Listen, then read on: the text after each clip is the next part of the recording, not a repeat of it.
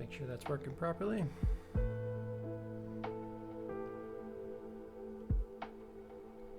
Yeah, looks like we're up. Good. Okay.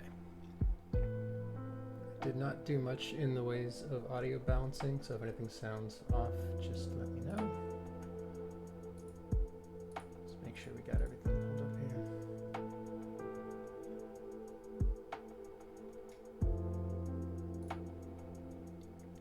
Excellent. Okay.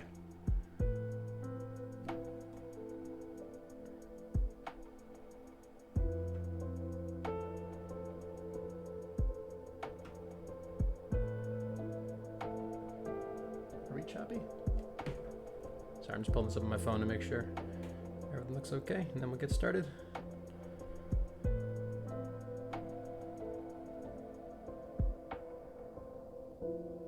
Yeah, that seems fine. Okay, good enough.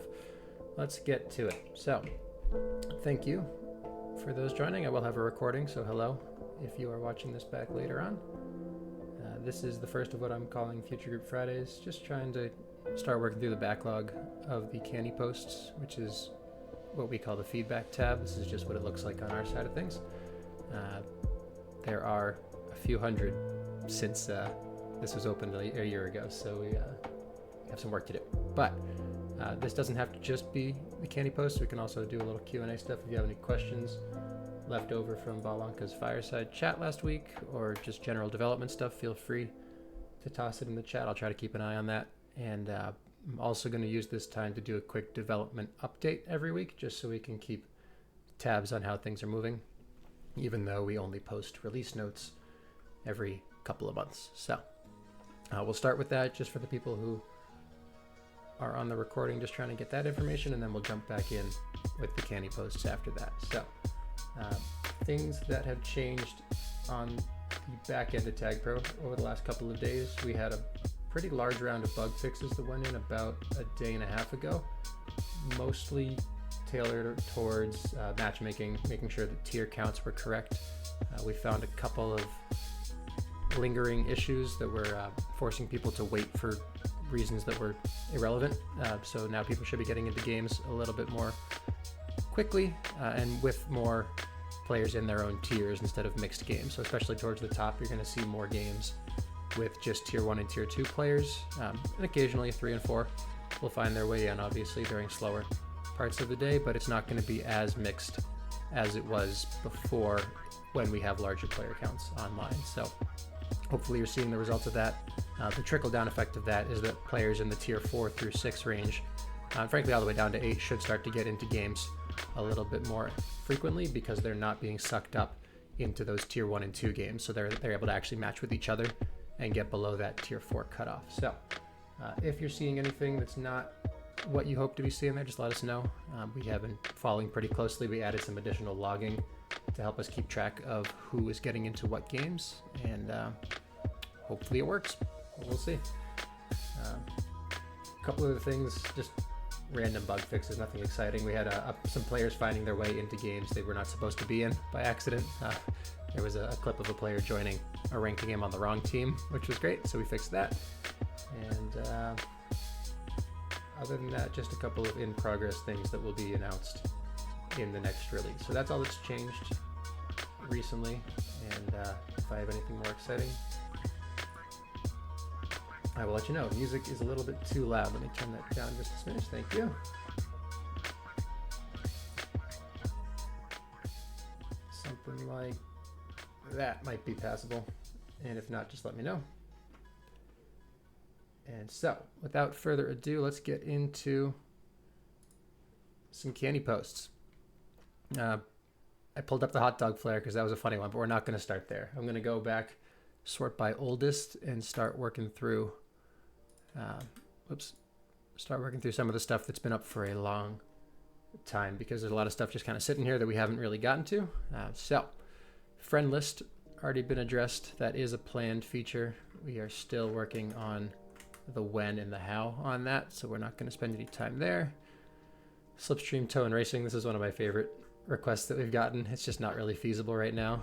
So we've got comments on most of these things, so I'll skip ahead to stuff that we have not addressed yet. in progress. Is it safe to say that's done? I think it might be safe to say ranked is done, but I'll leave that for now. Oh, you know, I did a better job than I thought I did with these. So here we go, free for all. A setting where everybody can kill everybody else with tag pros and if they're holding flags. It's existed in a lot of events but cannot be done in private groups.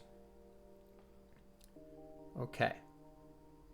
So this is asking for tag pros to be able to kill teammates, if I'm not mistaken. But only when they're holding a flag. That's a very specific request.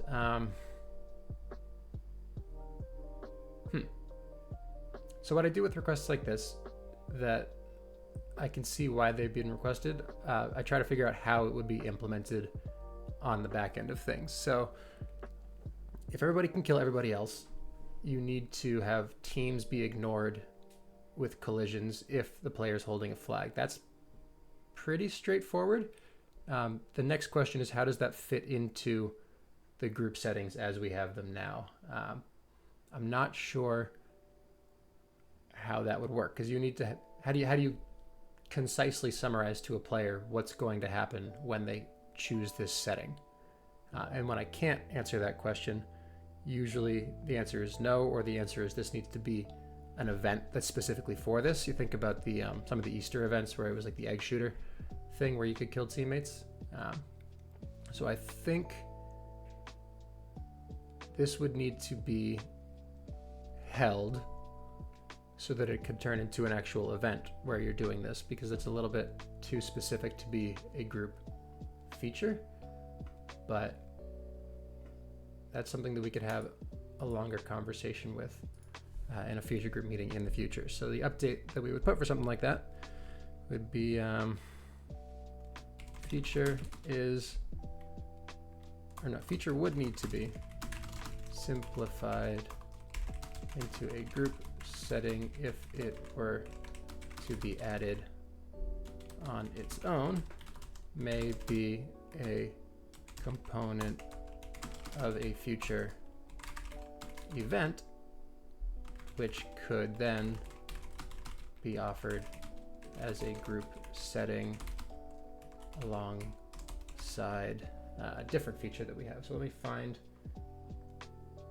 that real quick. So there's another feature that I know we have received in the past that was asking for past events to be accessible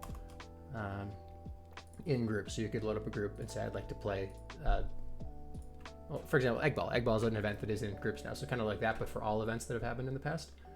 So let's find that request and then we can kind of link them together here. I think Robney was the one who originally submitted it. It was asking about Bounty Hunter mode in groups. Yes, here it is. So you can grab this and I'll pull that up on so you can see what I'm talking about. Implement Bounty Hunter mode in groups, bring back a mode, second Easter event. And so we have marked that as planned and said that it's been submitted internally, not assigned to a developer yet, but we want to include most or all events if possible. So I think that would be the right connection to make with this one here. So boom. And these are not final. If you ever see something I say and you're like, that's dumb, just say so. We can always adjust if there's a better idea in the future. But I think that's good enough for that one for now. And let's keep going. Show degrees without earning degrees. Submitted by Name333. I suspect a little bit of bias here because Name has reached 333 degrees and would like to display that with their name. Don't have to have stats on, but can still show you're experienced. So going through our process here, could this be done? Yes. Now, should this be done? Right now we have the difference between stats on and stats off is showing your degrees. I have two different opinions on this. The first one is that it's a good distinction to make whether or not somebody has their stats turned on, but that's a bit of a null point now with ranked mode. So how much of a big deal is it for players to show that they have stats on or off? I don't think people really care. So many players would play with 99 degrees. Is that a good thing or a bad thing? I don't really have any strong opinions on this one. Yeah, so I guess the trick here is right now in your settings, if we pull up settings, you've got a record game stats option down at the bottom here. And that is the only thing that impacts whether or not you are showing your degrees in a game. So you would need to have a second checkbox that says display degrees, I guess. But at that point, it's not a setting. It's a display thing more than it's a, That's a strange one.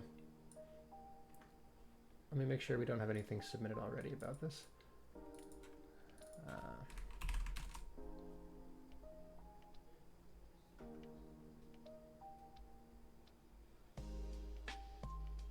Interesting. Yeah, this is we don't have anything specifically related to this. I'm gonna come back to this one because I don't know how to. I have a lot of thoughts on that, and we're gonna sit here for a while. So let's come back to that one.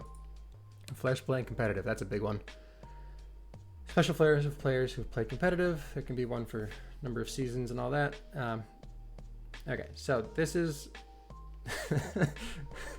Banca on the right. This is something that's come up many times. I think I talked about this on Anka's stream last week as well. This isn't a thing that I'm against necessarily. It comes back to that same debate of official versus unofficial things that the game offers. The game, as it stands now, is not responsible for the leagues. We don't have any say over how they run. And this kind of thing could be good if it has some guardrails on it. So you would need to clarify which leagues are allowed to have flares for them, who decides whether or not somebody actually played in the season, things like that. So it's not a hard no, but it's not quite as simple as just ever played competitive Tag Pro. To give you an example, so think about like MLTP, easy to point to as the league right now. But say OK Then decides it's going to run another OK Then Invitational, invite only kind of thing. Does that count as a league? Is that worthy of a flare? If it's not open for everybody to join, does that, like, is that a bad thing? Is it a good thing? I don't know. I don't have a good answer on that one. It's the kind of thing that would need to be discussed a little bit more. So I think this is going to be an under review, and it's going to be, will be discussed in more detail following a Steam release when integrating leagues and other higher competition formats as official entities is discuss more following a Steam release for integrating leagues and other high competition formats as official entities is on the table. And so that says that basically, just for those who weren't watching Anka's stream last week, if the Steam release goes well, if we get a larger growing player base and the league needs to become more official so that it can become a little more stable and a long-term part of the game, then that would obviously be a time to start bringing flares into the discussion and going from there. But I think until that happens, we're still in this little bit of a dance where the leagues are doing their own thing, which is good. I think it's good that the leagues have the freedom to do what they want, but it doesn't quite line up with our ability to award players for participating in them just yet. Feels kind of meh for anything non-sanctioned by the game itself, says Grant. Yeah, I'm kind of on the same page with you there. So we'll leave this comment. We can always come back to this in the future and go from there. On Steam, very straight to the point. I like it. We are going to put the game on Steam, I promise. We're working on it. Keep that as in progress. $1,000 donor flare we talked about already. Gifting donor flares. We kind of already do this. If you are ever wanted to offer a donation to the game as a reward for something, this happens pretty regularly. I think that Spheroid offered that for might have been something Survivor related recently. So all you need to do is send me or Bash a direct message. We can transfer the flare over to whoever you are donating on behalf of. I don't know if this request is to have that be kind of built into the game. I'm going to leave that as under review for now. List completed games in the group page. List completed games by a group on the group page include URLs.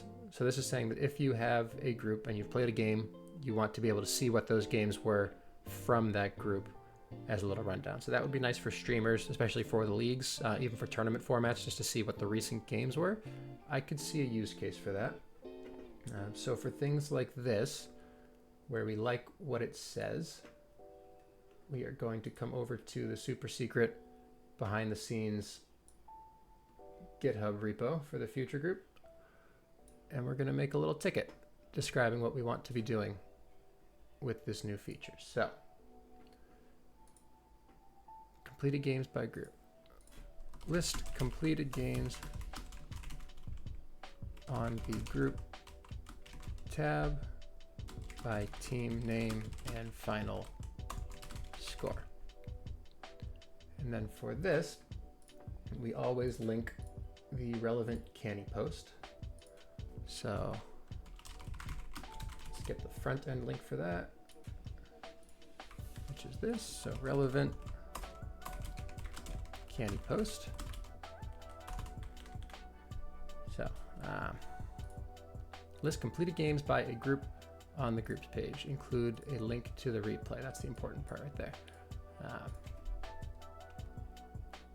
When in a group, it can be useful for players and streamers to see the game history of that group. Think league, games, tournaments.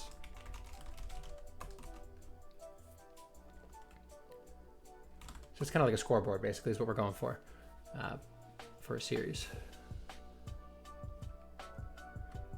Add a section below the player and setting boxes displaying the team names, outcome of the game, and anything else we think might be nice to see. So usually with things like this, keep it vague. It doesn't need to be a specific thing that we're doing. It's just more of a plug it in, figure out what we want to do with it after that. So that's going to get the label enhancement and good enough. And we're going to create, and off it goes. So now that exists out there. So we can say this is planned. Ticket has been submitted internally. Has not yet been assigned. Whoops. Didn't realize it was going to be a watch cheese type stream. That's unfortunate.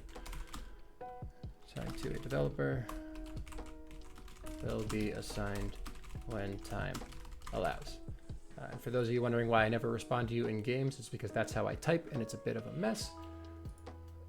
So, replay feature kind of solved this. Yeah, the replays definitely help with that. Not everything that we put a ticket in is going to be a high priority or be done. But if it would be cool to have, we put a ticket in, and then if a developer's like, I'd like something to do, they can look through the list, figure out what they want, and take it. Hotkeys for switching teams and toggling mute status on musical and sound effects. I'm going to come back to this because we have a little bit more going on behind the scenes there that I'll be happy to discuss when I have more to share. Flaccid and cap save stats, that's still in progress. More stats to go on the leaderboard. More ways to display those stats as well. Just things like that. Flare count, nothing to add. The title says it all. There should be a spot where it has your flares counted up. If I'm not mistaken, we have this already. Oh no, we removed that? No, it still exists. Yeah, so if you go to the profile, you can see the count. Well, I can't point, you know what I'm saying. Count 1, count 2, count 9. That's all. That's very much a thing that exists. So I'm going to say that is already done. Oh, looks like Pingu already got to this. Total unique flares or count of all earned flares in total. I'm going to say this person's probably not going to respond because it's been over a year. So we're going to mark this as closed. flare counts are displayed on hover in the profile settings. Save, that's closed. Cool. Okay, 2-minute warning in the chat. Put a couple of time messages in chat. I jokingly gave a 2-minute warning. 30 seconds or 1 minute would be nice to see, especially for late joiners. Huh. That's an interesting one. I don't have any strong feelings on this. I think that this would be better as a visual aid as opposed to a chat message. I'm not sure that people are reading the chat. What comes to mind, this might have been a script that somebody made in the past where like the edges of the screen will pulse with 30 seconds on the clock, or even in the last minute, just so you can see what's going on. Auto chat of pup timers. Yeah, I don't think that's going to be a thing that we're going to go for, but interesting. I don't know. I could go either way on this one. I definitely don't like chat message, but I like some sort of visual indicator that shows that the game is almost over. Similar to the 3, 2, 1 countdown that we have the audio. So let's check to see if anything like this already exists first. How would I search this? Last minute. Ending. Yeah, I don't think we have anything like this. So let's go with a feature that will make it more obvious when the game is in the final minute or something like that. So let's come back to here, add visual and or audio indicator when a game is in the final minute. And then we'll grab the relevant canny post, which is 2-minute warning in the chat.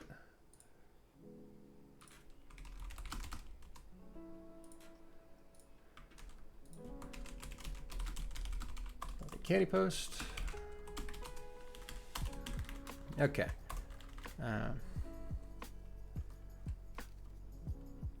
Often players will type time to their team in games to remind them that it will be ending soon.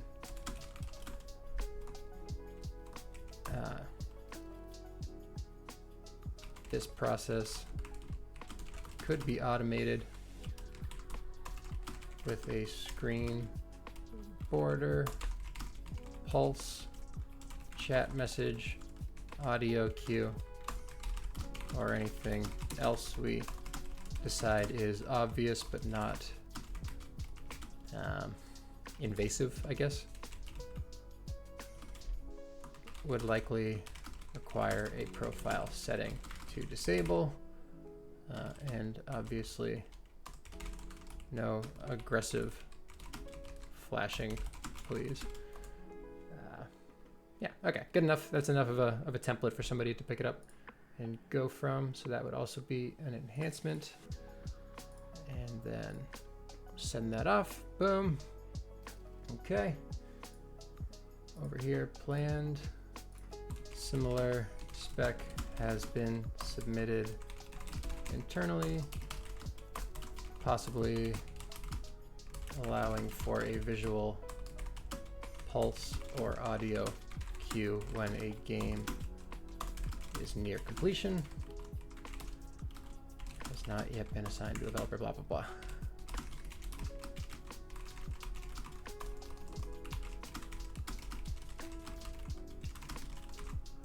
Okay, cool. Keep it going. This is what I do. I just sit here and do things like this. It's great. Be able to randomize the map in the group, but uncheck neutral flag, capture the flag. Yes, I like that. We've already submitted that ticket internally. So that's good to go. Is the game going to be remade for the Steam release? No. The game exists as it does now. It will exist the same way with a Steam release. If you're not familiar with the process there, it's something called an Electron app is the easiest way to go about it, which basically just bundles your whole website into a program, and you can put that up on Steam. We've tried it a couple times. It worked both times. We just didn't get to the point of actually publishing it because we want to have the game in a better spot before we actually do that. So the actual compatibility part of it, minor in the grand scheme of things. The harder part is getting the game in a spot where it won't just flop immediately on publishing. Show date of map. In addition to the map name and maker, show the date the map first became part of the rotation. I like this a lot. I don't know how necessarily this would work. So we've got the bot on Discord. For those who are not familiar, there's a maps section in the official Discord where the map test committee posts all the updates, anything that changes in the public rotation. There's a post there. You can subscribe to notifications. So if you want to see exactly when a map was added or removed, you can check that channel. I feel like it wouldn't be impossible to add in when they were added. Let's take a look at the maps tab and see what that looks like real quick. So if you're on the maps tab, you've got everything here. You've got your previews, you've got your votes ratio. I mean, we've got the space here. I don't see why we wouldn't be able to add like a added 725-25 kind of thing. And then for retired, you would add or removed whatever date it was removed. That feels doable, right? Not missing anything there? I'm gonna say this sounds good. Let's make a ticket for it. Are there any other Steam-like launchers that you can throw the game on as well at the same time? Yes. That is not something we've spent a lot of time looking into, but there are absolutely other platforms that we could put the game on.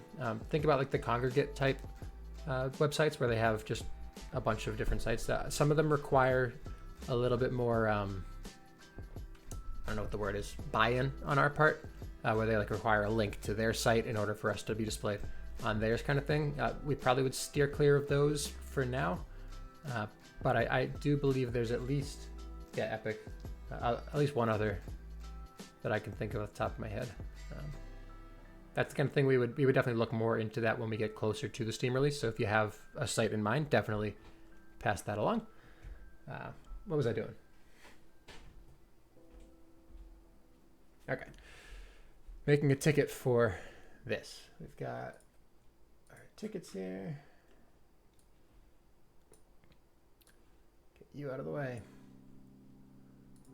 So we want to show, add, display addition and removal dates for maps in the maps tab. This would probably just be for the casual rotation. I don't think the ranked rotation would really work because it's not quite as fluid. It's gonna be more pick a bunch of maps, stick with it, next season make some changes. So you just have that, and you also don't really have a retired section for ranked maps either. They're either ranked or they're not. Whereas rotation, you have your casual rotation and the maps that were in the casual rotation. So I think just for classic maps, casual, keep saying classic, casual maps, display the date that a map was added to the rotation. Similarly, in the retired tab, add dates that a map is removed from the rotation.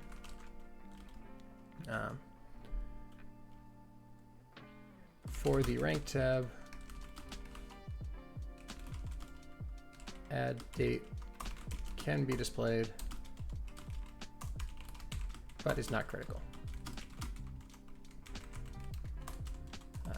Will require changes to the Creative Bot API.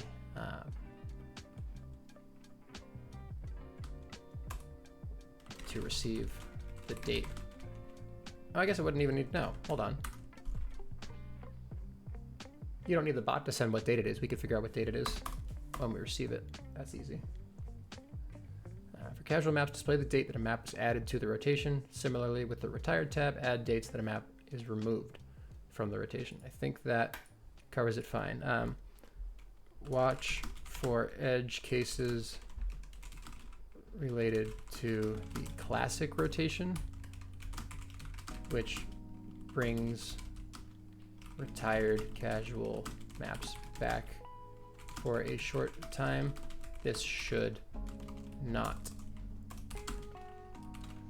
reset the dates displayed. Because if it's in classic rotation, you'll see it in the classic tab. You don't need to know that because that's on a set schedule. So if you want to know when it was added, just look for the post that the map test committee put up. So yeah, I like that. That's good. That's an enhancement. That's going up. Oh, I forgot to include the candy post. Awkward. Show date of map.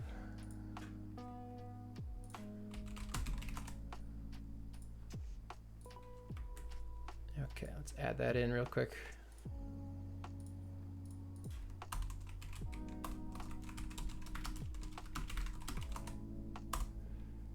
Excellent. Okay, so that's in now. So let's update here. This is now planned.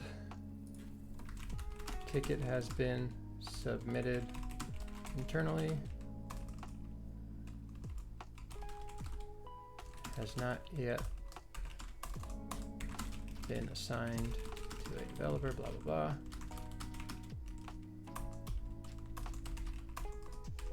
Jesus. Yikes. Okay. I can't find the letters. Oh my goodness. Okay. That's up there. I missed a couple comments here. Is there already a ticket for that one? It said under review, so that was under review because we were planning to have a conversation about it. I think we had that conversation, said, yeah, that'll work, and then forgot to update it. And that was, again, over a year ago at this point, so it's kind of been lost in the ether. So, not sure how sabbatical maps that have tweaks or submitted work. Yeah, I think it would be the case where the date is reset, but we can figure that out later on. Not too worried about those details. Porting it with Electron going to affect the performance of the game significantly? Sorry. No, not that I'm aware of, because with a browser, it's a internet protocol thing, TCP versus whatever the other three-letter thing is. We do have the opportunity with Steam to switch over to the other protocol that's actually better for gaming. Which would help with lag and all that. So I don't think it would have UDP. Thank you. I don't think that would have any bad effects. I think it would open opportunities for better gameplay, but it wouldn't degrade performance as far as I'm aware. We haven't gotten too much into that conversation. I just know that it came up as we've talked about it in the past. So hopefully when we come back to that, we'll have a little more detail to share. Perhaps announce aggressive title. Perhaps announce if there may be new Sunballs, for example, from a TikTok effort, so people don't think they are old, slow players that are just smurfing but ashamed to have a registered name. Just a thought. Oh, it's Dayman. I love Dayman. Okay, well said. So this is very similar to a feature that's sort of in progress. I'm trying to remember the name of it. It's something to do with a leaf. I'll explain more when I find it here. Leaf. Come on.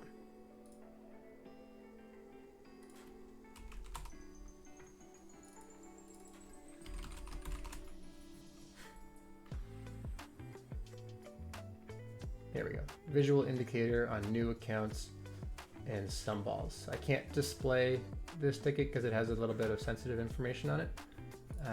But the gist of it is currently in progress. It's currently in a testing phase where it's hidden to players, where we have the number of games played by that player from that location. So for example, if a Sunball has only been playing for 4 games, it'll put the number 4 next to their name on the scoreboard. This is only visible right now to moderators as we kind of see if it's actually accurate before deciding what to do with it. But what we would do if we decide that it is, and I think we're getting to the point that we can say it probably is a good, not 100% accurate, but more often than not going to be a good indicator that somebody's new. If they are new, whatever number we decide is the cutoff there, we just display a little extra flare next to their name on the scoreboard. And that little flare is currently just a little leaf. See if I can display that or not for you guys. Looks like I cannot. Sorry. Wait. Maybe? This content is no longer available. Nope. Okay. Well, anyway, take my word for it. It's a little leaf. It looked kind of cute. we would display that next to new players. So I think this could be upgraded to planned or even in progress, actually. I just want to make sure we have a ticket on the back end that's tracking that. Yes, we do. Okay, I'm looking at the ticket now. Yeah, I'm going to mark this as in progress. So this is similar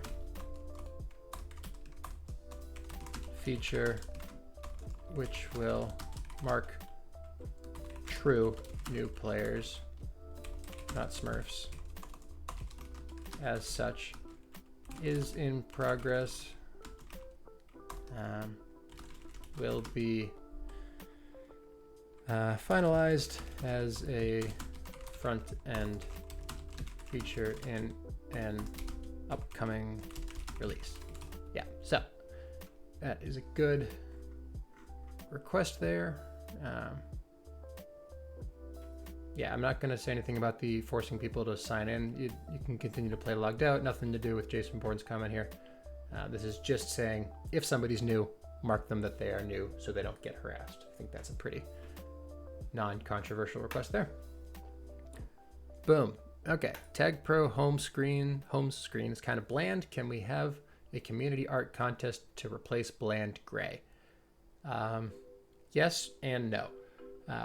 Right now we have a lot of stuff going on behind the scenes in terms of redesign, making sure the game looks better before we get it up on Steam and all that. So I'm going to come back to this later just because we don't have a concrete direction yet. Once we get to the point that we're happy with how we want the site to look, all the changes that we want to make are in, definitely would be open to something like a community contest. Similar to the old subreddit, they had that little rotation on the side that showed little community art things. I think that'd be a fun thing to port over if we get to that point, but I'll come back to this. I'm not going to do anything there. Planned. Add an FAQ tab to the website. I don't know how to go about answering this one. FAQ. Like, what kind of information would you want, I guess? Like things like script stuff that's in the wiki. The wiki's super outdated, so even the wiki's not a great resource right now. Yeah, I'm gonna skip this one because I'm not really sure where to start with addressing it. Make a yearly leaderboard winner flare. That sounds terrifying. Gonna lean on chat a little bit. Do we think people would actually go for this? Is it a good thing if people went for this, or is it a bad thing? I feel like this would ruin someone's life to spend an entire year trying to get on the leaderboard there. I don't know. I feel like I'd feel bad if I made this a feature. Somebody spends an entire year trying to get top 3 and they get 4th place, and then they quit the game forever. I don't know if that's really a thing that I want to encourage right this minute. I'm gonna leave that one blank for now, and we will come back to it. Fading splats slider. That's an interesting one. I kind of like that. It would be especially useful for the Easter egg where your entire screen is just filled up with splats.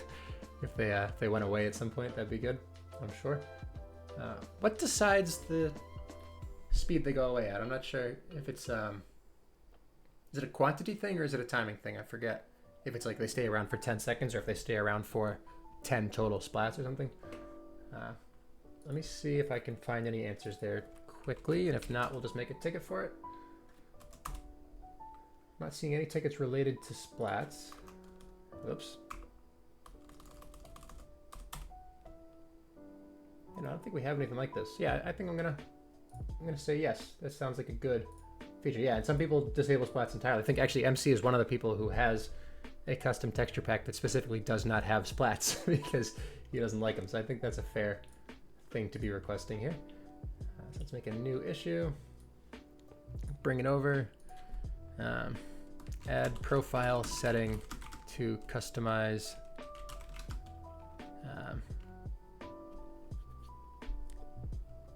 length of splat display time. I think that covers it well enough. Let's get the post. Relevant Kenny.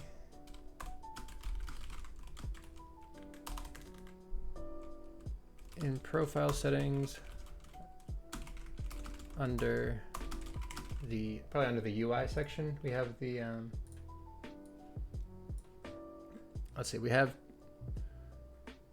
this kind of stuff here. I feel like there would be more, what do you think, video settings or heads-up display?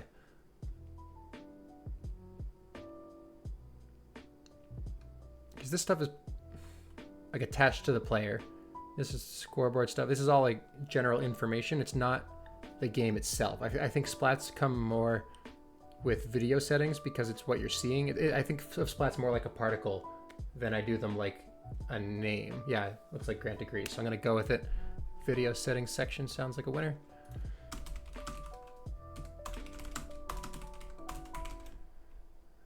The video settings section, add a slider or drop down, whatever's easier. Although we should probably standardize at some point all of the stuff that we have here. We've got buttons, drop downs, sliders, checkboxes. It's a bit of a mess. Pop-up boxes. Yeah, it's just a whole, yeah. Anyway, that's a different, that's a different thing to worry about. In the profile settings, add a slider or a drop down to adjust how long a splat remains visible on the screen, including no splats or instant removal. Now the candy pose, that's another feature or enhancement rather. I don't know how hard that would be to do. I feel like it's probably pretty straightforward, but I'll leave it alone. Yeah, we have some stuff in progress that's going to make this a little bit less daunting. It's got a lot larger recently because we added in the checkbox spec. This was there, it was removed for the ranked release, added back in now that it's working properly. But yeah, this is becoming a bit of a mess. So I think that's done there. Then we'll say this is planned. Ticket has been submitted, etc.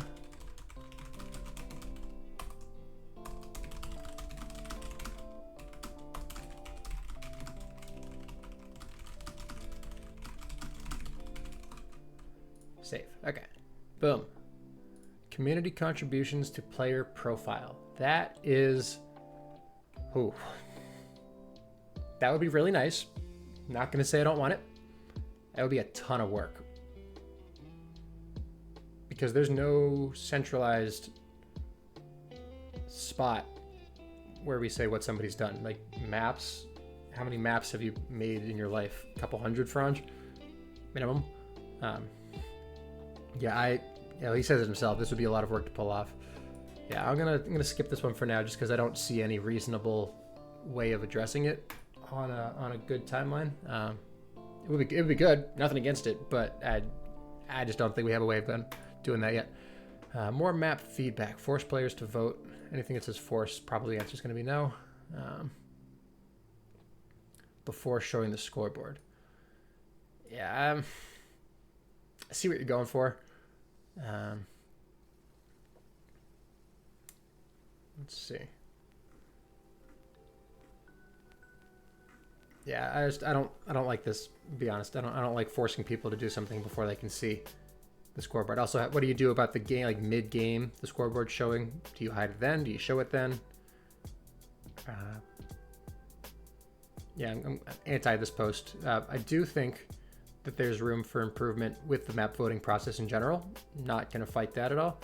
But I think that should be more of the reward side than the punishment side. I don't think you should punish people for not voting. I think you should reward them for voting. And something like the in-game shop, when that becomes a reality, offering people maybe some coins for a map vote, like that kind of positive feedback would be a better way of generating more votes.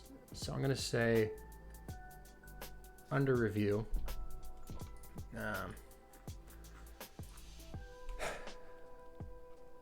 promoting map votes is something we want to do, but not through punishment, e.g. hiding scoreboard until the vote happens.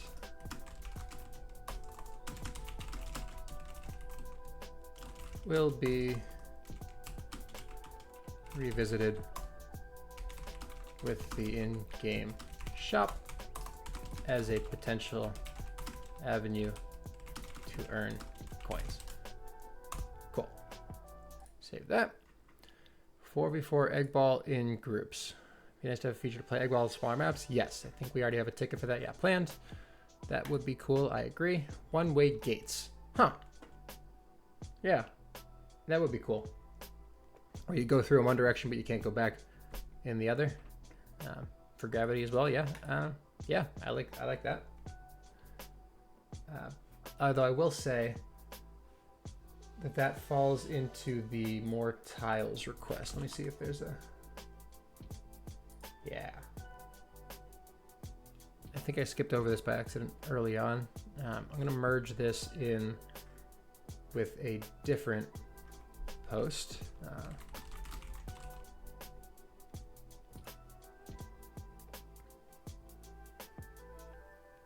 Yeah.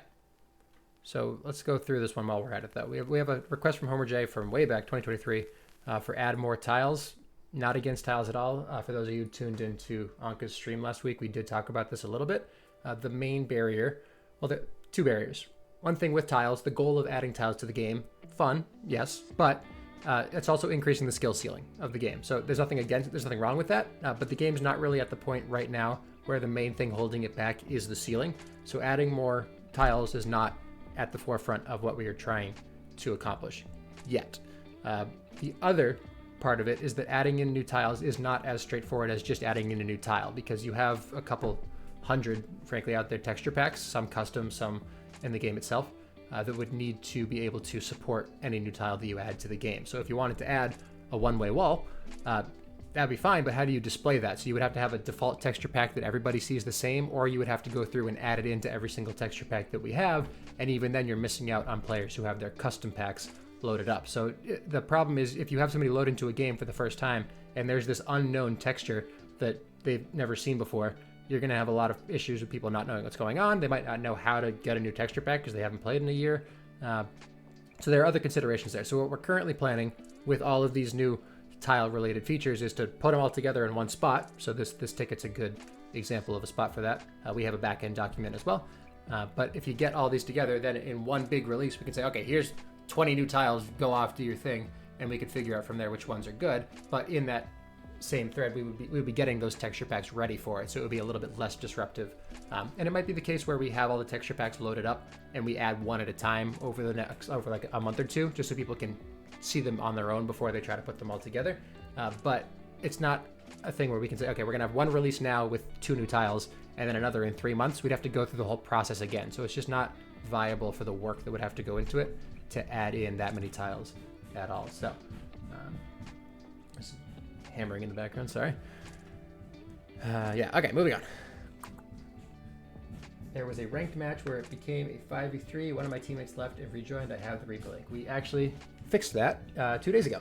So thank you for the report. We figured out why that was happening. It had to do with people being in groups in the background while their ranked game was going on, and there was a miscommunication on the back end about which one they were supposed to be going to, and it put them on the team they were going to be on in the group and not the team they were going to be on in the ranked game. So we fixed that. They don't talk anymore. Now you get into the right game on the right team. Good report. Okay, where are we? Lost my spot. La la la. FAQ, leaderboard. Here we go. Okay, clicking on a player ball in replay should center the camera on that player.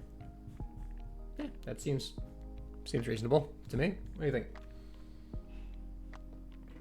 Let's see. Do we have anything like that already?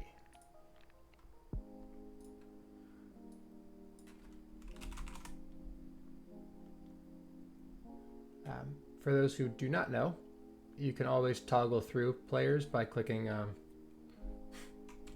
your W and your Q keys. I'm trying to remember if clicking on a player name in a replay goes to... I should hide this just in case it puts something bad up.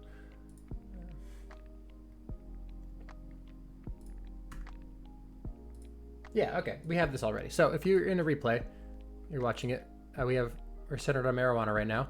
If I wanted to watch Fender instead, I can click on Fender's name, and now I'm centered on Fender. So if we, yeah, I think, yeah, okay, this is pretty much included already. It's just on the side instead of on the game itself. So I don't think we need to separate that out. I think that's pretty much addressed already. Yeah, ignore all the extra buttons I have, sorry. Yeah, good enough. Okay, so I'm gonna say this is completed. Scrolling the mouse wheel though, that's a different request. I like that idea. That's not a thing yet, is it? No, it's not. Okay, I'm gonna say we'll keep that open. We'll make a ticket for the scrolling. I like that as a feature. Just make sure we don't have anything like that already. Scroll.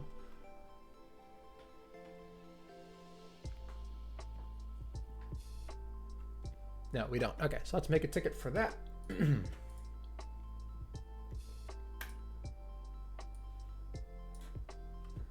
Allow scroll wheel to zoom in, out while watching replays.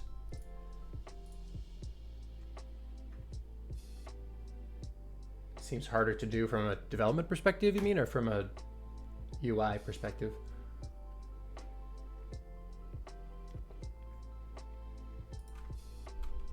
We can always close it if it's hard. When watching a replay, oops. Pretty self-explanatory. I don't know if I need to really explain this one. When watching a replay, scroll up to zoom in, scroll down to zoom out. Yeah, good enough. Okay. Relevant candy post. Let's see. Zoom.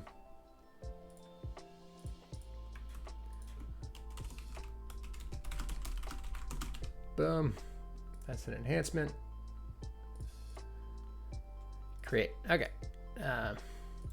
Clicking names in the sidebar will already center camera on a target player. Ticket for scrolling to zoom in and out has been submitted.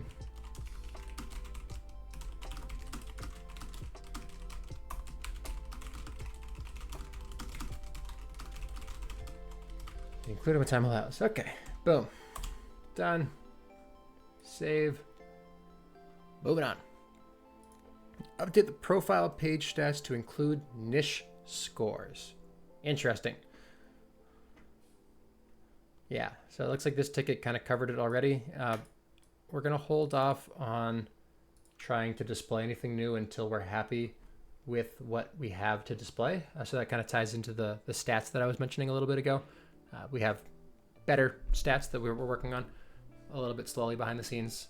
I'd rather have those be ready to go before we start displaying anything. We do sort of show niche on the scoreboard. I don't know if the poster here was aware of that.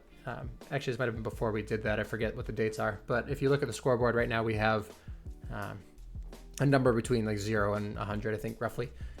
Those are sort of based off of the niche stats. So if you wanted to take a look at those, you can. But yeah, until we get the better next level stats, we'll hold off on that one.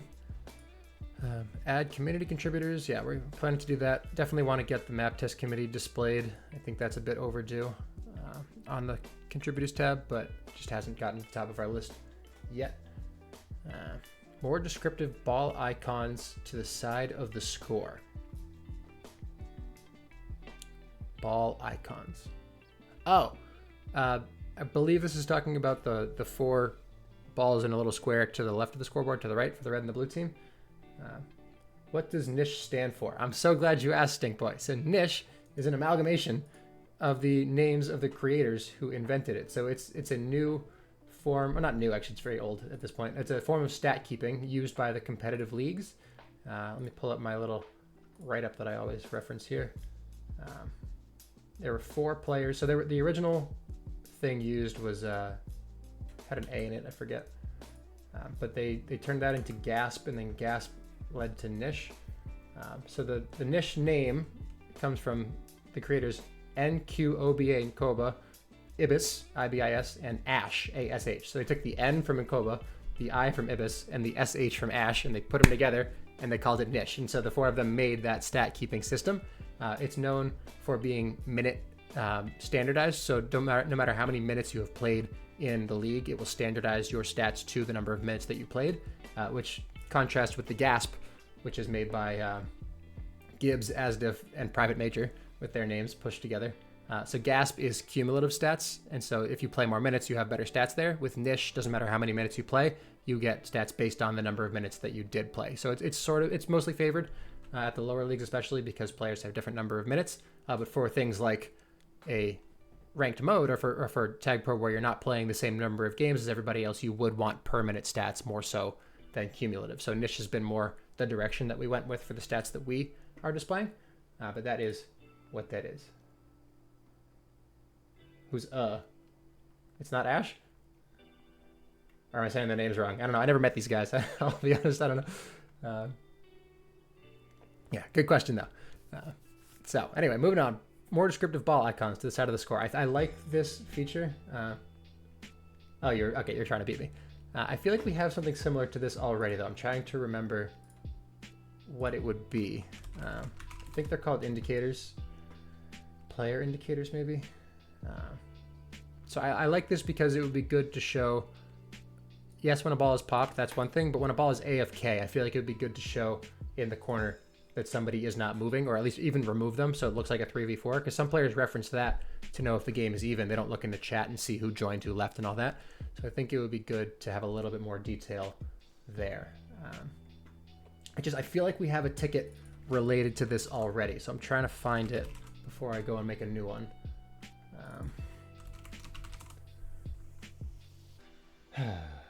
Aha, found it. Okay, so we've got a ticket here that Bash submitted 3 weeks ago, actually recent. If a player is pending or AFK, one of the ball indicators for their team should be decorated to show this. It could be grayed out or shown in the same icon that's on the player if it's not too distracting. It should be obvious from the indicators that one of the players on the team is inactive. Yes, good job, Bash. So all we're going to do here is we're going to add the canny post to that ticket so that it's marked as... Sorry, I took it away from you guys. So that it's marked, and then we can come back and let somebody know that it was actually completed. But that is a good thing to add. Descriptive, where'd it go?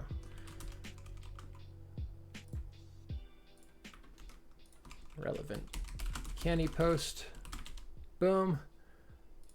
Okay, done. Now this is planned. Well, I guess this specifically isn't planned. It's good enough. Similar request. Just want to make sure there's not one I should be merging this into. That's what I'm...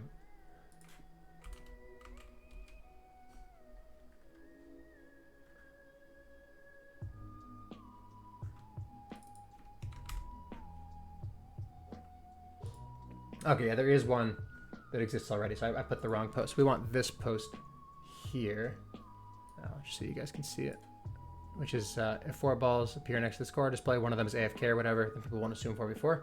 So we'll use this one as the main ticket. So let me pull that back up.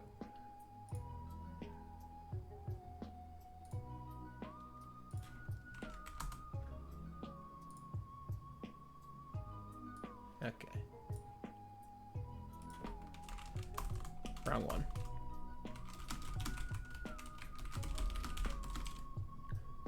Boom. Okay. Let's get rid of that. Go away. Cool. Okay. Good. Next.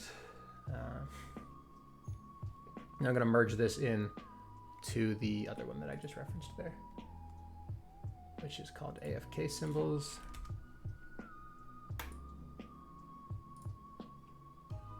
There we go. Okay, good. Moving on. Lost my spot again. No.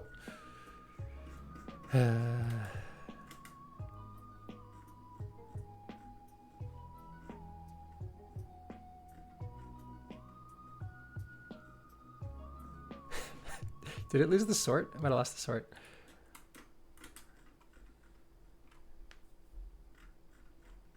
Marked. Ranked mode.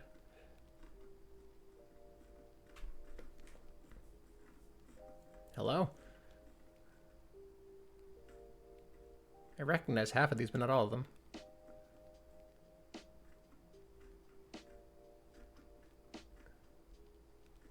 All right, I feel like we're getting close.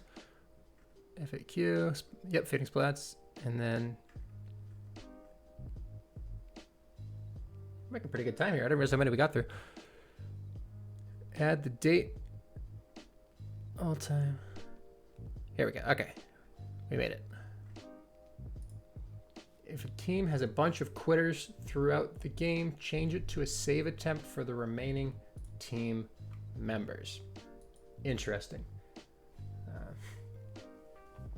No, it's not, Grant. There are still so many to get through, and there's plenty of other stuff we could be doing during this time anyway, if not. So, this is an interesting request. I think my first thought, I forget if I said what it was out loud for those who aren't watching. If a team has a bunch of quitters, make it a save attempt. So basically, if your teammates all leave and you're left like 3v2 for a while, or 4v2 even, turn it into a save attempt so you don't get the loss. I see where they're coming from. My main question is this really a problem now? More recently than this request was submitted back in May of 2024, we've made a lot of changes towards how games are generated and when players are removed from those games for ranked as well. So a game only spawns when there are 6 players available. If you don't have 6 players online in that region, it will not create a game. Bugs aside, there are a couple lingering issues there. But if you're getting to a point where you have players leaving, it's usually because a ranked game happened. And that was a very big issue right from the start that we've since addressed. So now you might have been noticing more recently in casual games that if a player leaves for ranked, somebody new is joining right away, because we only replace players while you were spawning, with a few edge case exceptions to make sure that ranked games actually happen. But I don't think that this is really a problem anymore because of that, because you're not really getting cases where players are down 4v2 for an extended period of time. Or like, you get uneven games, don't get me wrong. There are times where it's 4v3 and maybe somebody caps during that, but I don't know if that really necessitates a save attempt. You see what I'm saying with that? I don't know. I feel like I'm missing the point here. This is 15 upvotes. Maybe this was more of a problem back in May of 2024 than it is now. I think I'm going to skip over this one because I don't really have a good answer just yet. I'm going to take a closer look over the next couple days, see how often we're getting players in games that are not 4v4 or 3v3, and maybe that could guide our decision a little bit more. But yeah, until I see some better data on that, I'm not really sure what to make of it for now. So let's keep going. Layering flares. That's cute. Sometimes you join a game, 2 balls are spawned on top of one another. Their flares combine into interesting combinations. That would be kind of cool. How would that work, though? Because I think about like the emoji thing, where you can combine a couple different flares and it looks like a different whatever. There's a whole website you can use for that. I don't know how those are generated, if they're pre-generated to all possible combinations, or if they're made when you submit the request. We don't have anything that would even start this process. It would be cool. I don't see a way for us to get from where we are now to that, other than making them custom ahead of time to make sure they don't look weird. So I probably need to skip over this one for now. If anyone knows more about this, I'm interested in exploring it a little bit more, but I don't think we really have a way to go about that right this minute. Okay. I just want a mic. Me too. No, I don't actually want a mic. Yeah, we have loose plans to add voice chat to ranked. I wouldn't say it's a done deal, especially not sure how we're going to implement it if we do. But it is something we've been talking about loosely as we go. So I'll come back to that. I think under review is a fair tag for that. Ready checking groups. Already put that ticket in. Warning message if teams are not even. Huh. I feel like this is very similar to the ticket we just made, which was the indicator showing that a player is AFK. I think just having that be more obvious at the bottom of the screen is enough, as opposed to like a big blaring like somebody's not here kind of thing. So I think I'm gonna merge this in. Well, he specifically says he doesn't like what I just suggested, but I think it's good enough. So I'm gonna pull rank. I'm gonna merge this in to the indicators one. What was it called? AFK? Where'd it go? Yeah, I'm gonna say that's good enough. We're gonna merge that in. Close enough. Grant says voice chat moderation feels like question number one if that did end up happening. Yeah, that's a completely true statement. Part of the discussion that we were having at the same time as whether or not to implement any sort of chat was how to moderate it, and thankfully, if we get there,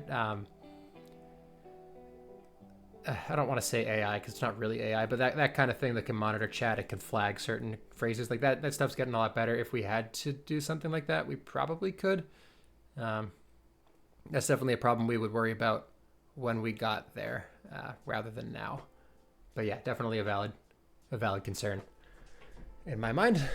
So let's keep going here. I lost my spot again with the merges. I gotta stop doing that. Come on.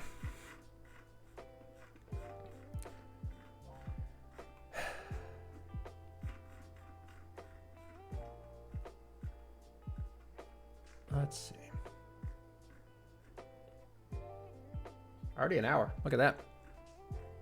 I'll probably call it a 2 hours. That's a good enough starting point for me. Community, blah, blah, blah. We already did that. Bunch of quitters. Wait, that sounds familiar. Layering flares. Mike, ready, check. Boom. Okay, track OT win rate. Would be nice to see who's clutch in overtime and who is not. That would be cool. How would that be displayed? Let's take a look at what we have right now. That would also be a cool thing for ranked too. That would be good for casual and ranked, which is nice. So let's see what we have right now. We have the rolling 300. Obviously, we need to have more for ranked here. That will come in one of the next releases. We got some stuff in progress there. But what I see when I look at this, I see the win rate and I see your save percentage as percentage-based things.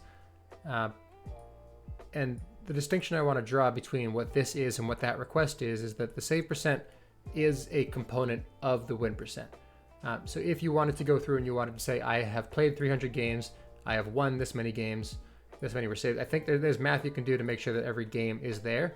My concern, and I don't think this is a hard stop, is would that count be thrown off by another percentage that does not play into the total win percent? I don't know if that makes sense. But you don't want it to look like you've played more games than you have because you added another row in that says, oh, you also won 6 games in overtime with a 30% win rate or whatever. But I think if we can find a way to display it that doesn't make that, even if we just had the percentage and not the total number, I think that would be one solution. I don't know. Am I thinking about it too hard? I might be thinking about it too hard. I think it's a cool idea. I'm going to put it in and we'll figure it out later. Where did my ticket thing go? There it is. Ta-da. Add overtime win rate to rank. Add overtime win rate, overtime win stats. How's that? To casual and ranked displays. Format look TBD. Similar to how save percentage is displayed, displaying the percentage of games that were won, which were won, or won in overtime, would be nice to see. Things to consider. Maybe thinking too hard.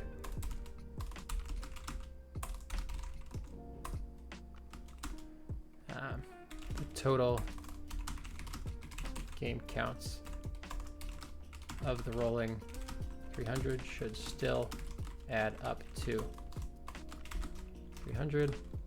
Make sure it does not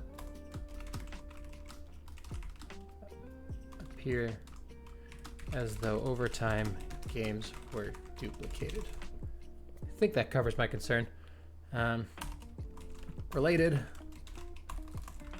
might also be nice to see games where you scored in clutch time descended to overtime.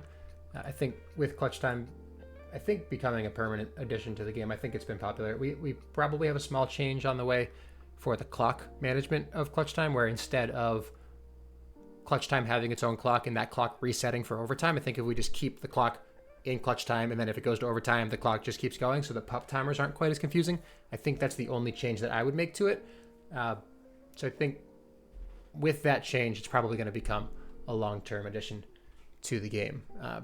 So that being said, if that becomes the case and it also makes its way to casual in the future, I think it would be also nice to see the number of games that you're in that are in clutch time that you score in. I think that would be cool if we're going this route as well with overtime. Clutch time stats in some capacity. So I'm leaving this one pretty open-ended. It's more of a see where the numbers take us kind of thing. And let's include the candy post in that as well. We got track OT win rate.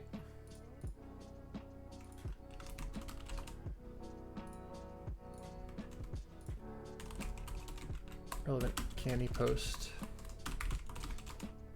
Boom. Okay, so that's there. And then over here, let's say planned. Similar ticket for displaying OT win rate and potentially also clutch time stats has been submitted internally, blah, blah, blah. Jeez.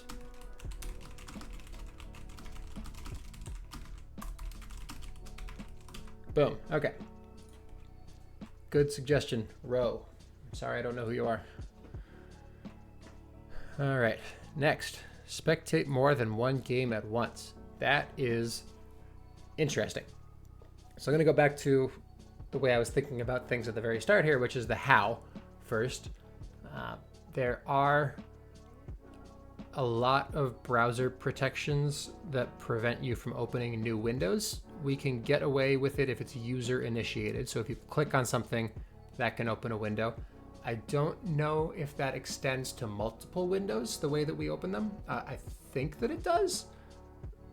We just would need to make sure that it's not going to have the website freak out or have the browser freak out at our website. Interesting. So we have something going on right now behind the scenes that's not fully done, so I won't say too much about it, but it has to do with displaying the games that are going on right now, offering you the ability to spectate them. I do know that right now we explicitly check to see if you have a replay going to make sure you don't open a second replay. I think the same thing exists for spectating. I don't know if that is a hard stop or if that is more just of a best practice kind of thing. I'm going to mark this as under review because it would need to be a conversation with Bash before we see if it's actually viable. Will be discussed in the future to determine if it is viable from a UI and browser security perspective. Perspective? Did I spell it right? Perspective. Perspective. Yeah. Yeah, okay. Good enough. Whatever. Save. Moving on. A setting for how pups should planned. Planned. Rolling sits for 3 for 4. Yes, this is cool, but we're not going to talk about it now. Insta Juke power up. What does that mean? A pup that just TPs the ball 2 or 3 tiles over instantly in any direction. Teleports. So it's a instant juke is like a teleportation thing. 2 to 3 tiles in any direction without losing momentum. Interesting. Thank you, Grant. How would that work? Let's see. You would need to make sure the player doesn't leave the map. That's a given. And you would need to make sure that they don't end up in a wall. That shouldn't be too difficult. So the how, I think, is perfectly doable. So now we're more on the why category. Would this be a good feature? How would you trigger it? I guess it would have to be whatever arrow keys you're pressing when you press spacebar. It would teleport you a couple tiles when that happens. Is that a good feature? I don't know. I could see the use for it. I don't know. I don't really have a reason to say it would be bad. It'd be interesting to see how it works. It might not be fun, but it might also be really fun. I don't know. It could also be the kind of thing where it's not relevant for the actual game, but it's really good for mini games. So I could see a use for this. I don't know if it would be a high priority thing, but I could definitely figure out something to do with it. Let me make sure we don't have anything similar to it. I think we have a lot of power-up related requests, so I think this would need to be bundled in with those so they could be considered against one another to decide which ones are worth prioritizing at the time. Looks like we have a ticket for the top speed power-up to come back.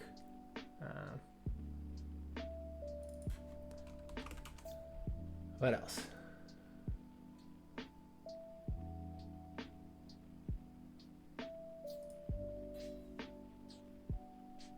Yeah. Okay, so we have a ticket that I'll show you guys here, which is add a power up to the experimental section of groups for a top speed power up to increase top speed.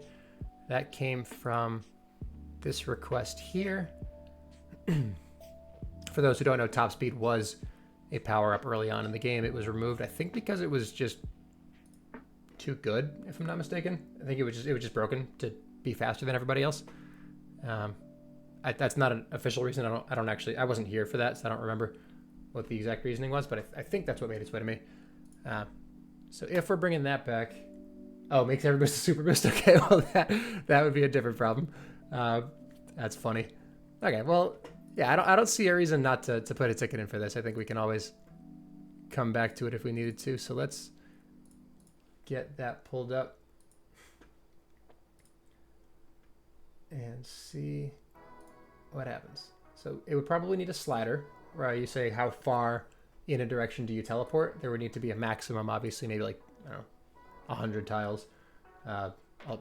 Maybe 10, I don't know. Pick a number, it doesn't really matter. Just not infinite, basically. Add experimental power up option for teleporting. And I always include the candy post to make sure nobody thinks I'm losing my mind suggesting random things in the tickets here. Let's see. Insta-juke power up. There it is. Relevant. Candy post. Oops.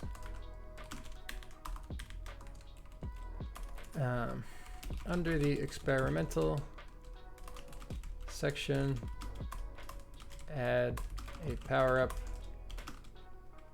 to instantly teleport the user X number of tiles in a given direction by pressing the space bar.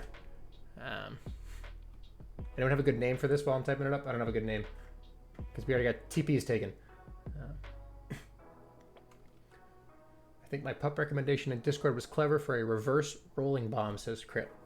Like an implosion kind of thing. I think that'd be cool. Submit a ticket on the feedback tab, and maybe we'll get to it in one of these sessions here.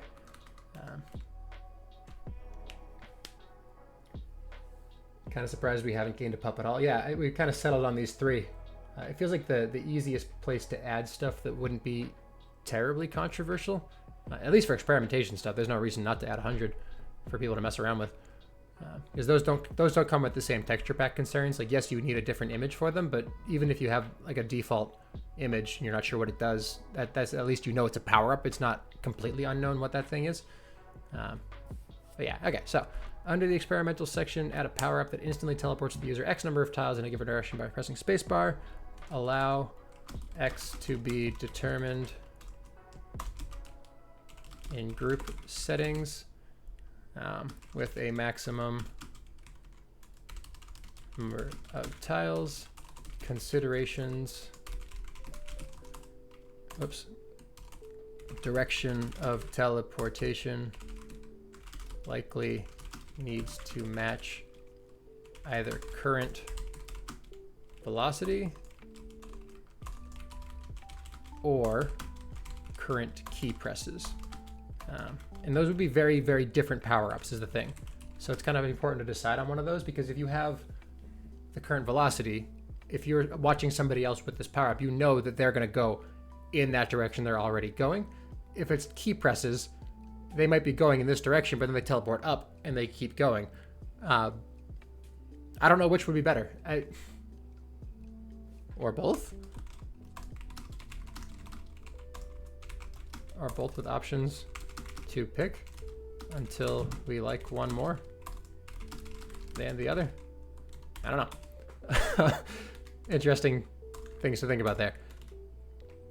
I kind of like this more than I think about it. I don't know if it'll ever make its way into the actual game, but it just seems like a fun thing to do.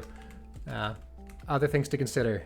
Don't allow players to teleport into walls or beyond the edges of the map. The edges of the map is a somewhat interesting challenge. Because from a code perspective, the ball doesn't know that it's on the map versus off of the map. It just knows that it's somewhere. Oh no, okay, no, got it. Okay, so if you have walls around the map, the bot does not know that one side of the wall is the map and one side of the wall is not the map. But it does know that one side of the wall has white tiles, your regular floor tiles, and the other side has the black tiles, which are just the void, essentially. So all you need to do is check to make sure that the destination is not void and is not wall. And if it is, back up until you find white tile. Boom, done. Easy peasy. So do not allow players to teleport into walls or beyond the edges of the map, which would just be, i.e., don't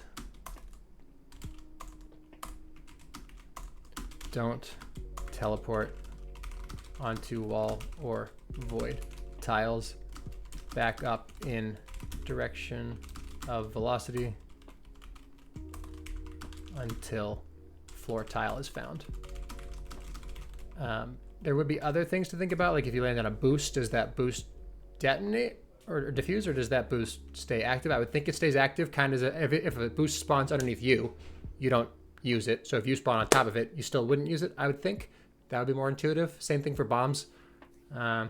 Gates, if you landed on it, it would just pop you. That seems fair. Spikes, same idea. Yeah, I can work. I like this. I can work with this. This is good. So yeah, don't allow players to teleport into walls or beyond the edges of the map. I think that covers the considerations I talked about. Let's see what Grant was saying here.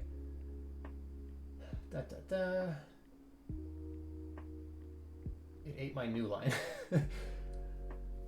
A better version of boosting JJs. Yeah, it's similar to boosting JJs. Just the difference where you're not vulnerable in between the two, and you don't gain any velocity necessarily. Boosting JJ, you're increasing your speed, whereas this, it seems like it maintains whatever you had, just in a different location.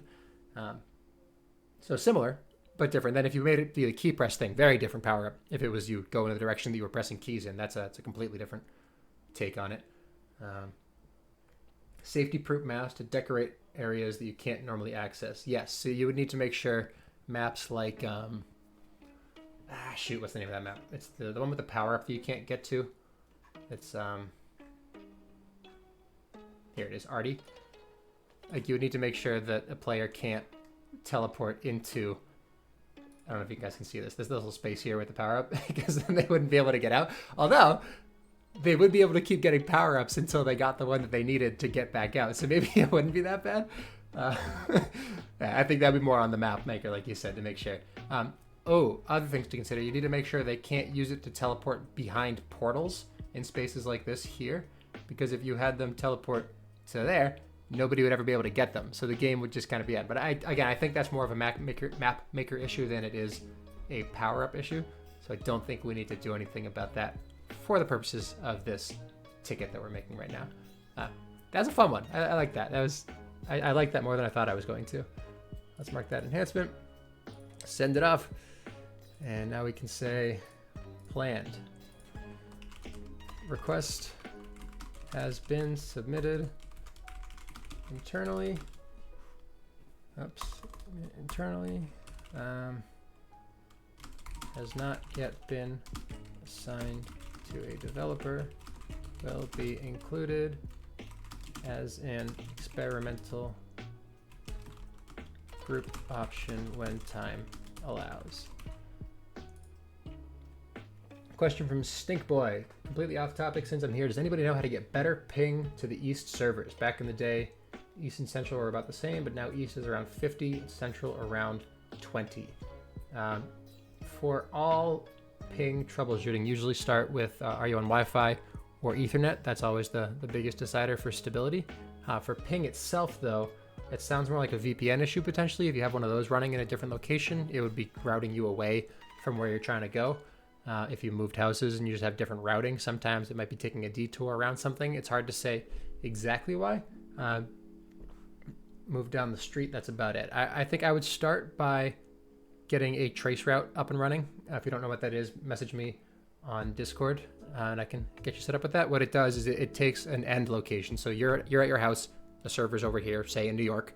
What a trace route does is it starts from your house and it says, okay, where does my internet go? What are the steps that it takes before it actually gets to the server? And sometimes if you look into that, you'll find that instead of going straight to the server, it's taken a big detour, and that's why it's taking an extra 30 milliseconds. Whereas if it's going west, maybe it's just going straight to Chicago. And that might be the discrepancy that you're seeing.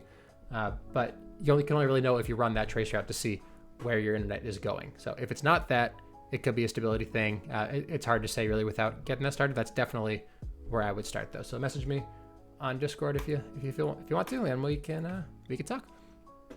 But moving on. Tag Pro power up needs some kind of uptime reduction. Oh wait, hold on.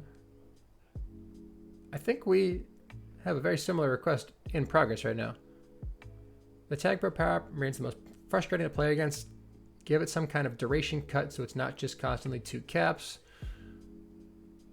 So each pop directly caused reduces remaining duration. That's an interesting one. We have a similar thing that they decided against. So there's a option that was added about 6 months ago, maybe. I forget the exact timing. That was a group option where Tag Pros had a maximum number of tags. So if your Tag Pro had, it was a slider, like say 10 tags. If it pops 10 people, then it just expires right then and there. On paper, that made perfect sense. In practice, what it meant was that all people did when somebody got a Tag Pro was just run into them until the Tag Pro was up, which just wasn't really the meta that we're going for. So people decided not to continue using that feature, which is why it was experimental. We want to see what works and what doesn't. But I don't think that reducing the time would work any differently. I think it would still result in that same meta where they say, okay, the more I die, the sooner it's done. Let's just get this over with. So I don't think that that is viable. But what we do have in progress right now, and let's see if I can find that ticket for you, is a slider in groups that would decide how long a power-up lasts for. So right now, you can see this, add a group setting to make pup times changeable. Pups are currently 20 seconds. I would like a setting so you can make them 10 seconds long. So right now we have this in progress, pup specific. So you could say, okay, rolling bombs and juke juices still last 20 seconds. Maybe Tag Pros only last 12. You need to figure out what the number is, but it gives you a little bit more freedom to say, okay, this power-up is too strong. Maybe if we made it last less time, it wouldn't quite be as overpowered. So we'll see how that actually works in practice. That is assigned to a developer right now. So I think I'm going to, well, actually there's more stuff here. Let's keep reading. Each pop directly caused, yeah, not that one. After the Tag Pro pops a player, give it a small rearming window. That's very interesting. I don't know how that would work in practice, but I think what they're saying is if you pop somebody, there's a cooldown and you still have the Tag Pro, but you can't pop anybody else for 3 seconds or whatever. That's a really interesting request. And it would be very easy to implement. It would just be a timeout that says you pop somebody, it doesn't work for 3 more seconds. You think it might be the same issue where you just sack yourself to disable it? I'm not sure.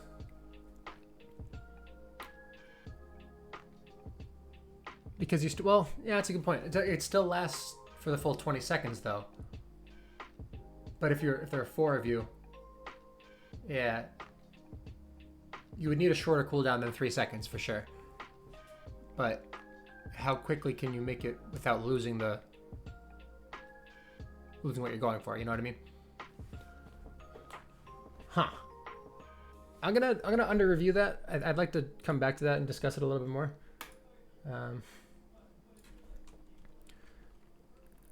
Let's see. Pops reducing duration is currently. Oh, no, that's not what it is.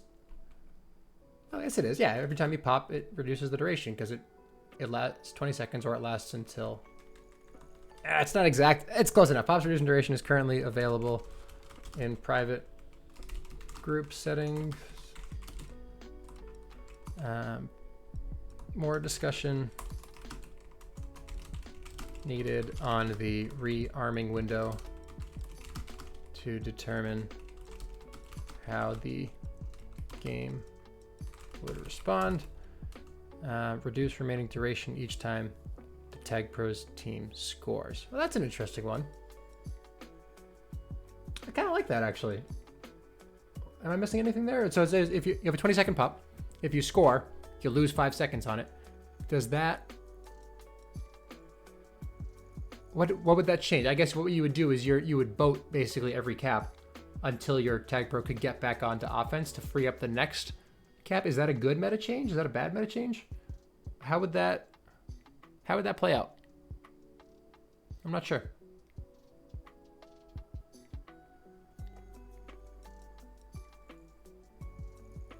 I don't know. I definitely want to talk more about this.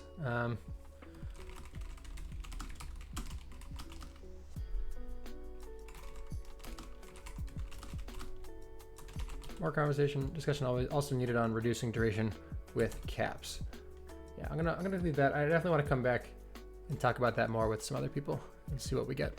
But good suggestion, Alice Brangwin. Hopefully I said that right.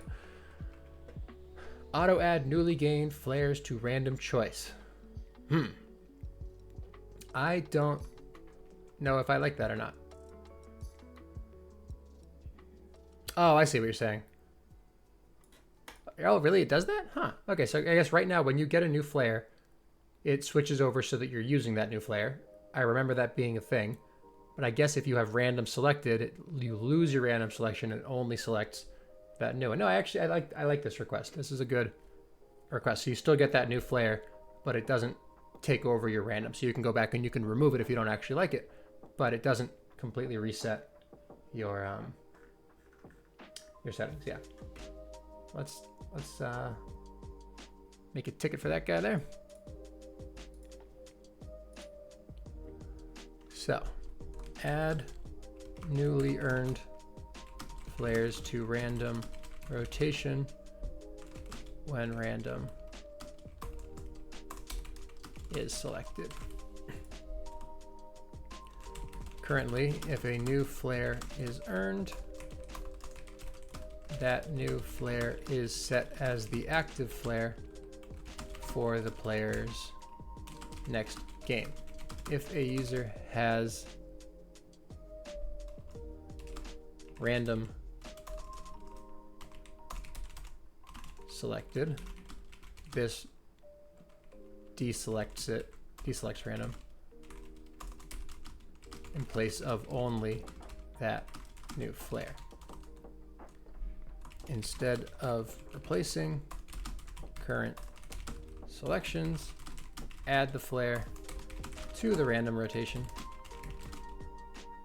so the player can remove it later if they want to, but don't need to do anything if they like it.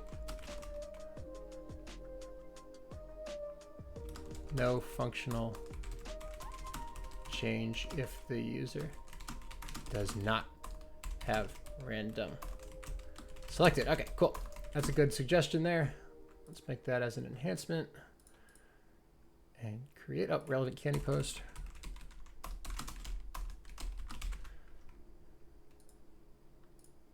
Where'd that go?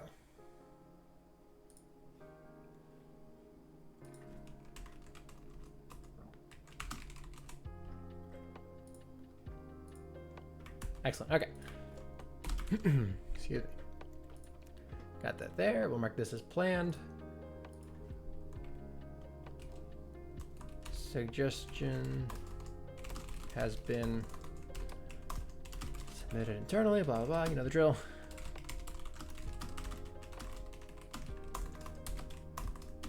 Typing has not gotten better.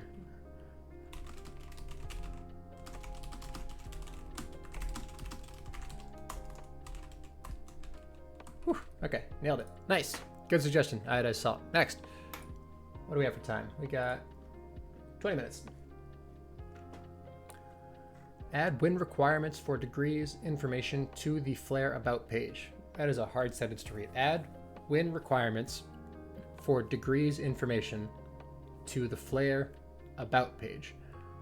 It's kind of hard to figure out how many wins you need for degrees that aren't your immediate next degree flare. Okay, so what they're referring to here, if you go to your profile settings and you go to your degree flares, if we hide other and we hide event, you can see that, oh wait, I have random selected. Hold on. There we go. If you go to your all, you can see that the next degree flare that you're going to earn is 616 wins away, but you have no way of seeing what the numbers are for your future ones. So I guess the request here is to add that same only X number of wins to go to each of these flares instead of just your next flare. I don't have a reason not to do that other than visuals. Would it look bad to have the same little progress bar on all of them? I guess you don't need the progress bar. Just have the progress bar here, but then have the text on all of the future ones. I think that seems reasonable to me. Any objections in the chat? I'm gonna go for it. I think that makes sense. Yeah. So let's make a new issue. Display wins required for all future degree flares on hover. Currently in the profile, there is a progress bar on the next degree flare that can be earned. And on hover, the exact number of wins required is displayed. Maintain the progress bar only for the next degree flare, but add in the number of wins required for future degree flares on hover for all future. And then we've got relevant candy post.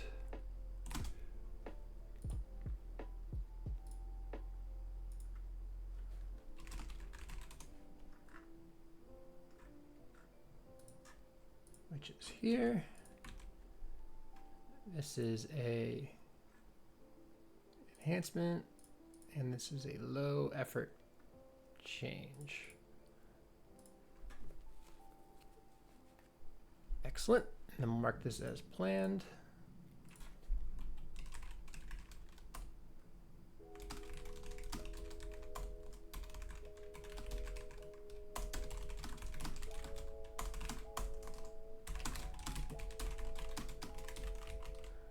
Will be included when time allows.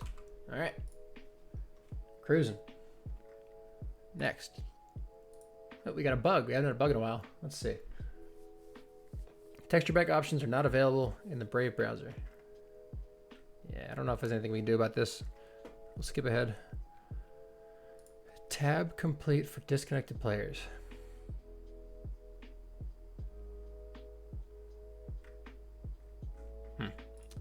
I don't know what to make of that. Let's keep going.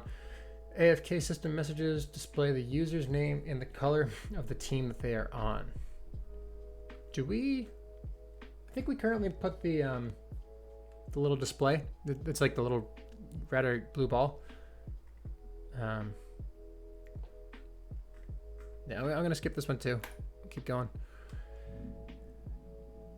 Indicators on scoreboard of a player switch teams. Yeah, I thought we did 2, Grant, so I'm gonna keep moving here. Event flare mailing list. That's a big thing. I don't have time for that right now. Prevent people from refreshing while they have flag in end zone. So we can't stop somebody from refreshing their browser. It's a browser protection thing. We can't. You have to. If somebody wants to refresh, you have to honor that. I don't think we can stop the refresh button from working. That said, I do think we could be doing something about players who refresh while they are in their end zone. We don't have to just let them get away with it. I think that awarding a capture,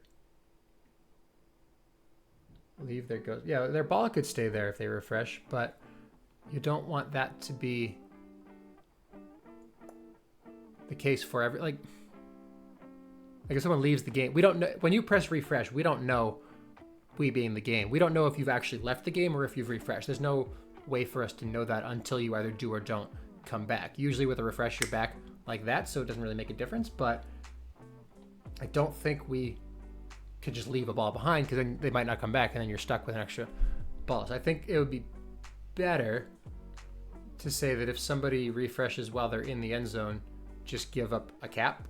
But then you also have to think about if someone is not quite in the end zone, but they're right next to it, they're still doing the same thing. That should also be a capture. So that would require a little bit more nuance in terms of what parameters justify awarding a cap.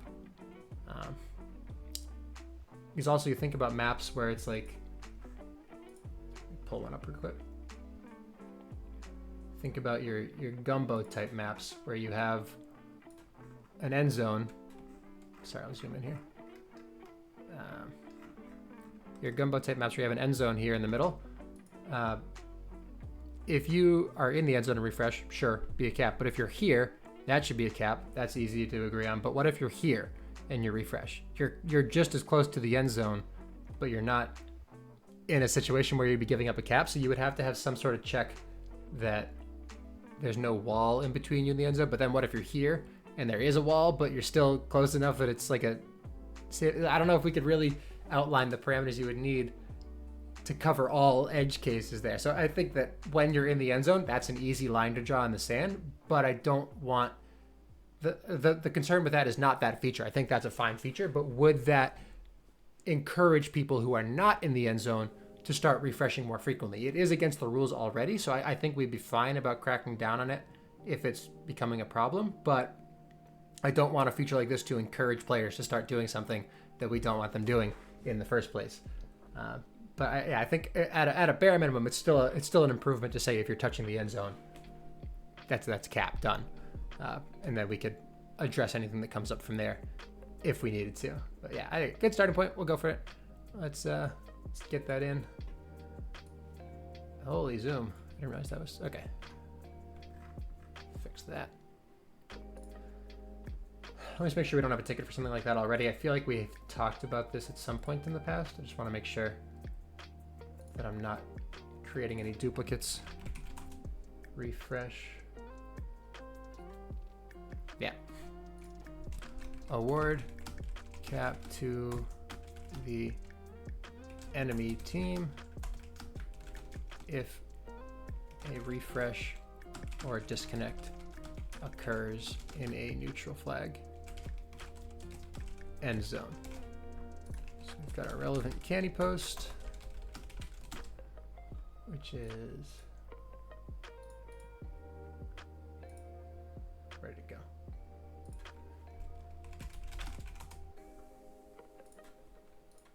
There you are.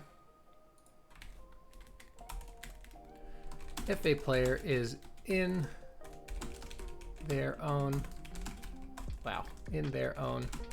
end zone and refreshes or disconnects, award a capture to the other team in the process of resetting the flag.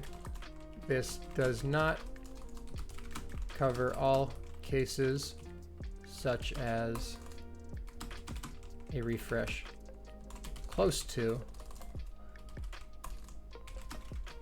the end zone, but current code of conduct already forbids end zone refreshes, so this could be handled by the mod team without needing to spend extra time on edge cases. Okay, and that makes that a super straightforward feature to add in. So that's an enhancement, and it's also a low effort as well, because all you're doing there is you're checking when somebody disconnects, are they in the end zone? If yes, award a cap. Done.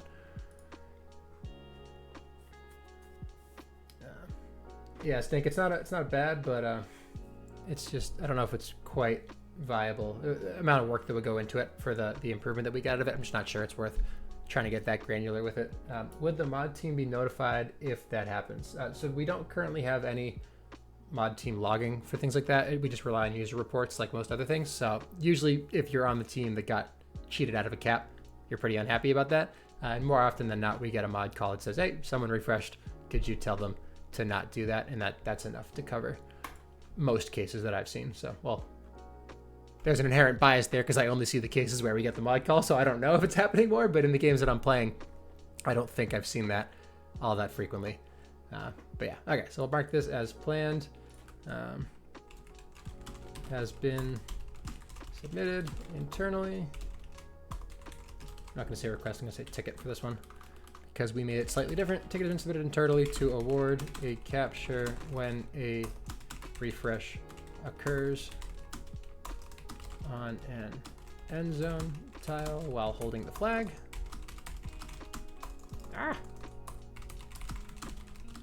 Has not yet, blah, blah, blah.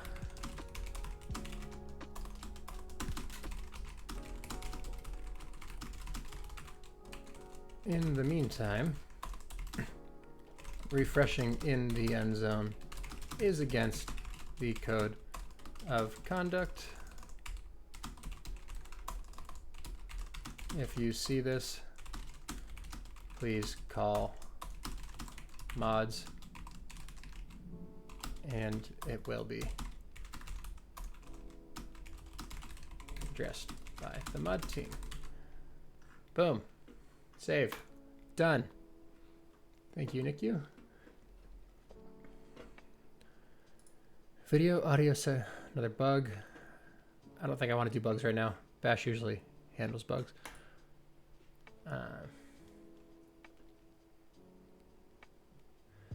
Team recommendation button. There's a like, dislike sign by each player's name. If you dislike them, lesser chance of being matched with them. If you like them, a greater chance. I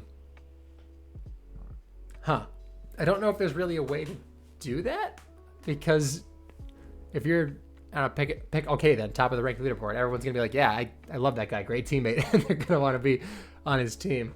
Where if they get someone like me, they're gonna be like, nah, I never want to see that guy again. So I don't think you could really account for player preferences. If you really care about who you're playing with, I think you just have to play private games. I don't think we can really do anything about that, unfortunately. Yeah, I'm going to close this one because I don't know if we really have a viable way of implementing this. No viable way to implement this suggestion at this time. To play with users of your choosing, please make use of private lobbies. Okay, good enough there. Flare counter. No, we already did this, didn't we? I'm getting tired, I'm skipping this one. Thumbs up, player show appreciation at the end of the game. I mean, that sounds cool. I think I'm gonna wait on addressing this until the shop is up and running. I think that could maybe be something that ties into that. Temporary flare. Yeah, I don't know. I think there's merit to this. I don't think it's really the time to address it yet. When you get RBs, they should be cumulative, so you get 2, and the explosion will be twice as big. This is actually very similar to a different request about rolling bombs, and I want to go through this ticket with you guys too, because it's a pretty cool one. Let me find...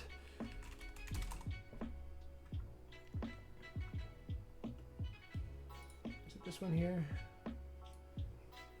So the original request was make rolling bomb more bomb-like, which was a rolling bomb should detonate on its own at the end, instead of just ending at the end of the 20 seconds. I thought that was a pretty cool feature, and so we submitted that as a ticket. But there was a different request from Slowpoke that I also liked, which was if you defuse a bomb, a rolling bomb, if there is a actual bomb nearby, your rolling bomb sets off that bomb. And I thought that was pretty cool as well. And so we have an idea, like a ticket in progress right now, that I'm going to try to pull up that has a little bit more detail on that. But this might be another thing that you could add into that. It would be an experimental section where it's just like play around with different ways of having rolling bombs exist. But I think that a double-sized rolling bomb for having a double rolling bomb is a perfectly valid way of changing things if you wanted to. Here we go. So we have add option for rolling bomb detonation on expiration, update the rolling bomb behavior to accommodate this change, remove the current dropdown which lists default and classic, and add a bunch of checkboxes. So you have detonate manually, detonate to prevent pop, that's your current and your classic options. Detonate on player contact is the classic. Sorry, that's the old rolling bomb. For those who don't recall, where anybody who touched you with a rolling bomb, they would set off your rolling. Now we don't have that. It's only if something would pop you. But then we add detonate on expiration, which is if your rolling bomb ends, it's going to pop on its own, or explode rather, and then detonate triggers bombs, which would be your rolling bomb ignites anything nearby. So this could tie in to that, I think. Because this is a select all that apply kind of thing. You don't have to pick only one of them. You can have multiple. So let me add in this ticket, which is if you get RBs.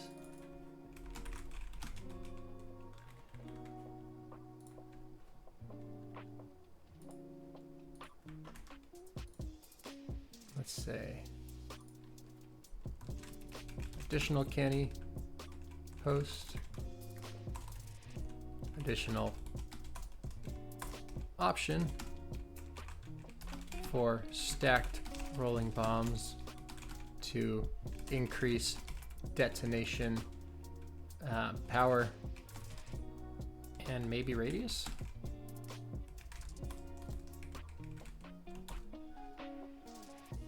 Yeah, okay, good enough.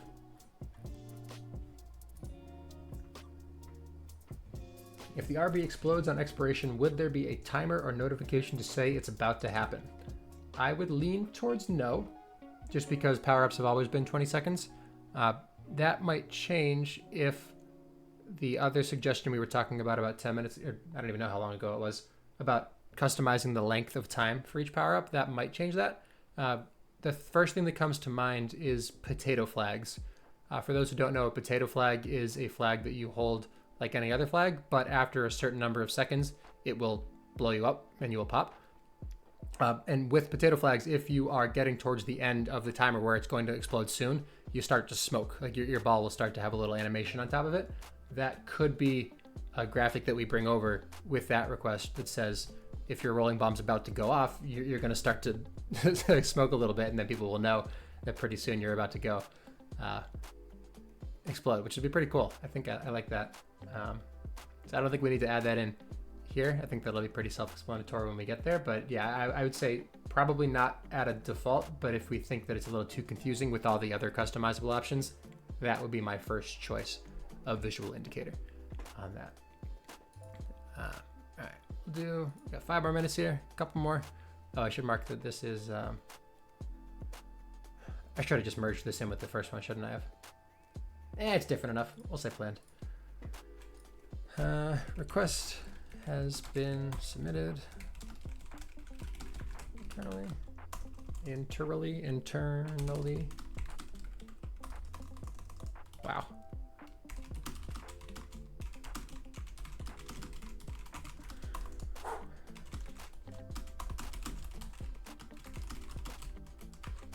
will be included when time allows. Boom.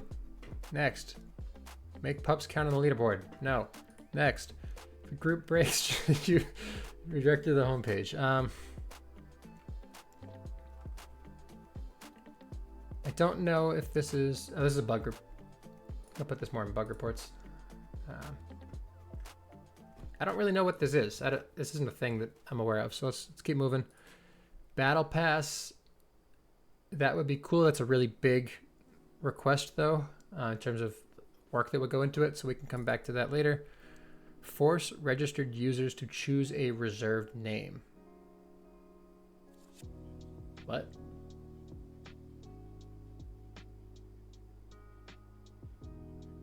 Oh, on the leaderboard. So they're saying that on leaderboards, if you have a player who does not have a reserve name, they just show up as Sumball. Like this. Because they have no reserve name. So yes, we should force people to choose reserve names, I guess. I don't know. I don't really know how to go about that. We can come back to that one. Plan, review, King of the Hill, game mode. Nope, out now. Oh, another Rolling Bomb thing. Okay, I guess we'll stay on that thread while we're at it.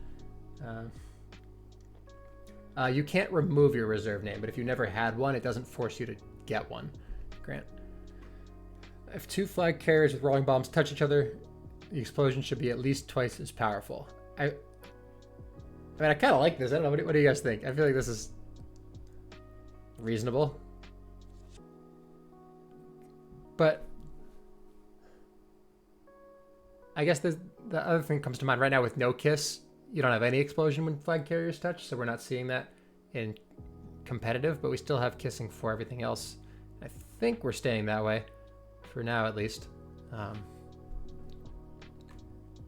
don't know. I like this suggestion. I just don't know where it would fit in to the how common would it occur? I feel like it's pretty common actually to have two rolling bomb flag carriers bump into one another. Am I making that up? Maybe I'm making that up. I don't know. I'm trying to think the last time I've seen that happen now, and I can't think of any examples.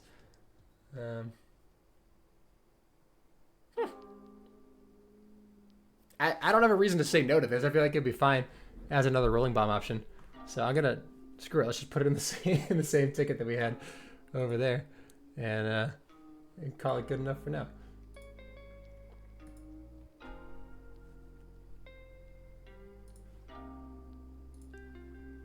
If two flag carriers additional candy post additional option for two RBFCs to have a more powerful explosion. And then we can leave that up to the developer to decide with that ticket if they want it to be the 1/R kind of thing. And all that, good enough. And then we can say planned. Request has been submitted internally as an experimental group option. Will be included. I gotta just copy and paste this sentence here. I keep doing that.